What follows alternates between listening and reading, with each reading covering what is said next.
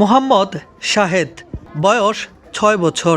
শনিবার দুপুরবেলা নানার বাড়ি আড্ডা সরকার বাড়ি থেকে নিখোঁজ হয় শিশুটি। সেদিন শত খোঁজাখুঁজির পরও সন্ধান মেলেনি শাহেদের।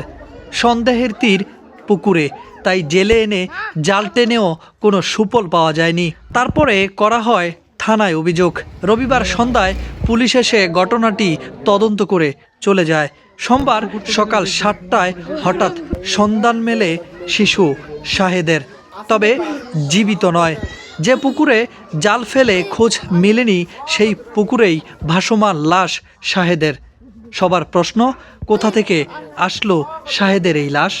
তাহলে কি এটা কোনো হত্যা নাকি অন্য কিছু? এমনই ঘটনা ঘটেছে কুমিল্লা জেলার বরুড়া উপজেলার আড্ডা ইউনিয়ন পশ্চিম আড্ডা জমেদ্দার বাড়ি মোহাম্মদ রিপনের ছেলের সাথে।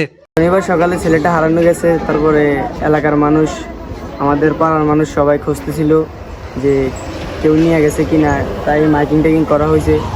তো ওনাদের বাড়িতেও খোঁজা হয়েছে। তো হঠাৎ করে আজকে সকালে 7টার দিকে ছেলেটিকে পুকুরের ভিতরে পাওয়া যায়। তো একজন বাচ্চা ছিল ছোট, এর সাথে খেলছিল দেখছিলাম। তারপরে আমি ঘরে গেছিলাম, আমার বাপের ঘরে গেছিলাম। আমি বারান্দায় মানে ঘরের সামনে আর কি, সামনে দিয়ে বসেই আছিলাম ওই জায়গায়। এর কিছুক্ষণ পরে আমার বোনে বলতেছে বাচ্চা দুইটা আছে কিনা দেখার নাই। পরে আমি বাইরে আসি দেখি মেয়ে আছে, আমার ছেলে নেই। পরে আমি বাসায় যাই বলছি যে মেয়ে আছে, আমার ছেলে না নাই।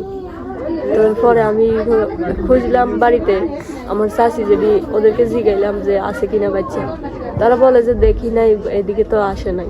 6 বছরের বাচ্চা শাহেদের মৃত্যুতে কাটছে না ধোঁয়াশা।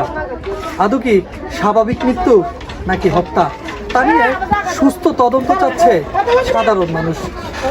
মোহাম্মদ রাকিব, জাগ্রত টিভি।